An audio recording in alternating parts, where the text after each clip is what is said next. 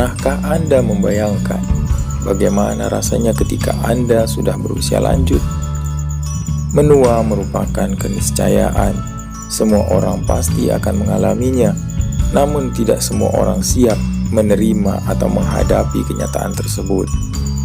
Banyak yang terpuruk di masa tua mereka, dan tidak sedikit yang larut dalam kesedihan atau penyesalan karena tidak melakukan apa yang sebaiknya mereka lakukan, atau melakukan apa yang sebenarnya tidak dilakukan di masa muda mereka. Ada banyak sekali penyebab yang dapat menjadi alasan mengapa seseorang itu menyesal di masa tuanya. Setidaknya ada 6 faktor yang menjadi penyebab utama timbulnya penyesalan di masa tua. Yang pertama, tidak bersungguh-sungguh bekerja dan membangun karir. Sebagian orang menganggap bahwa bekerja adalah sekedar menyelesaikan tugas tanpa ada niat untuk menguasai suatu keahlian atau keterampilan tertentu. Jika Anda hanya menyelesaikan pekerjaan dan menerima gaji setiap bulannya tanpa pernah peduli atau memikirkan keberlangsungan atau kemajuan karir Anda, maka jangan terkejut jika karir Anda tidak akan cemerlang. Bagi Anda yang menjadi wirausahawan, sikap cepat puas dan tidak tekun akan menyebabkan usaha Anda sulit berkembang atau bahkan bangkrut. Yang kedua, tidak menjaga kesehatan. Saat Anda masih muda, rasanya tidak ada keterbatasan fisik yang bisa menghalangi niat Anda untuk bekerja, bepergian, atau melakukan aktivitas yang Anda sukai. Namun seiring dengan bertambahnya usia, tidak dapat dipungkiri bahwa kondisi fisik akan semakin menurun, dan tidak jarang penyakit kronis akan mendera. Gaya hidup yang tidak sehat, sepertinya misal malas berolahraga atau bergerak, tidak menjaga keseimbangan gizi, kurang istirahat, merokok, mengkonsumsi alkohol atau bahkan narkoba, berpotensi mengganggu kesehatan dan kebugaran tubuh Anda. Dan jika ini berlangsung dalam waktu yang cukup lama, tidak menutup kemungkinan Anda bisa didera penyakit yang berat. Jika Anda sakit pada masa tua, pernahkah terbayangkan bagaimana repotnya Anda? Apalagi jika Anda sudah tidak dalam masa produktif, sehingga selain kondisi fisik sudah menurun, Anda juga mungkin tidak memiliki cukup uang untuk membiayai pengobatan. Bahkan sekalipun Anda memiliki uang yang cukup, lambat laun juga akan habis hanya untuk membiayai pengobatan Anda. Yang ketiga, tidak punya persiapan pensiun.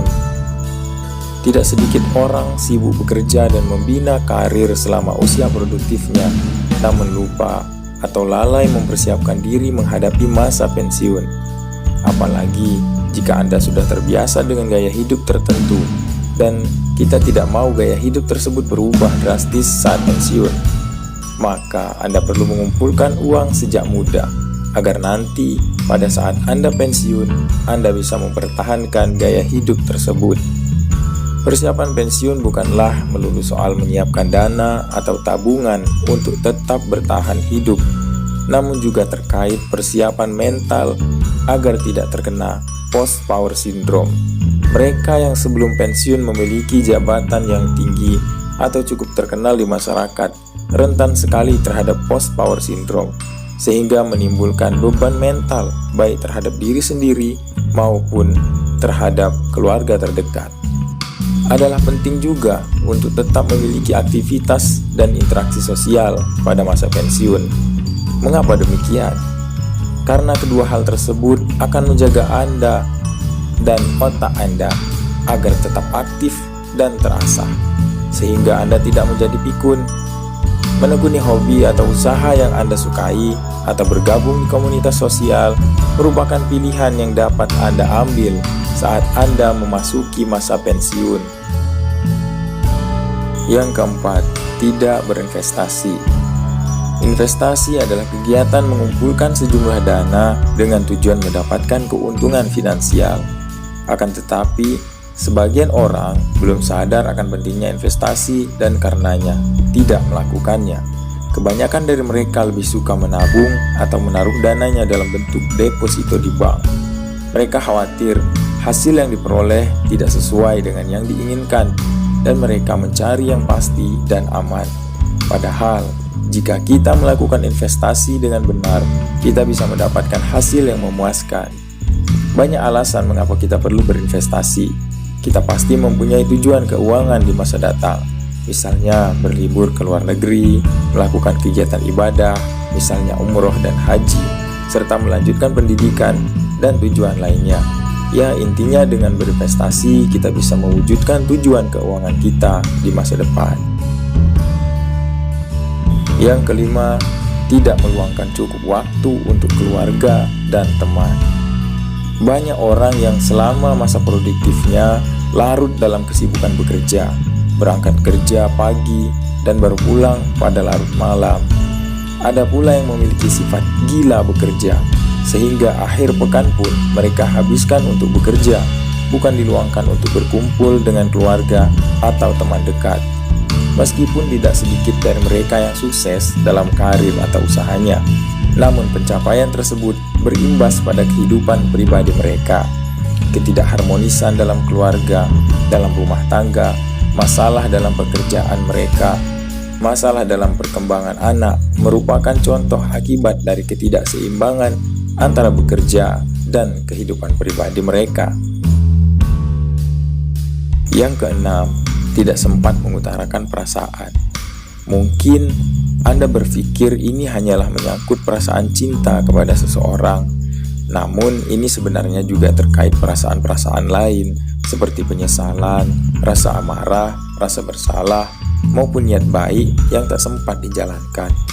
Semua hal tersebut memang bisa membuat ganjalan di hati, bahkan sampai usia lanjut sekalipun. Namun perlu disadari bahwa memendam perasaan tidaklah baik pengaruhnya bagi kesehatan mental kita. Dan jika kesehatan mental kita terganggu, maka kesehatan fisik kita pun pada gilirannya akan ikut terganggu. Untuk itu, belajarlah untuk bersikap pasrah dan senantiasa selalu bersyukur. Seringkali kita tidak mendapatkan apa yang kita inginkan karena bukan itu yang kita perlukan. Dengan berserah dan bersyukur, Anda membantu diri Anda sendiri menjaga kedamaian di hati sehingga Anda bisa hidup tenang di masa tua. Jadi, bagaimana menurut Anda? Semoga ini bisa menjadi renungan dan pemacu semangat diri sehingga Anda dapat mengisi masa muda dengan produktif dan tetap sejahtera lahir dan batin saat Anda berusia lanjut. Selamat berkarya, berkontribusi bagi sesama, dan berinvestasi demi masa depan dengan tetap menjadi pribadi yang baik.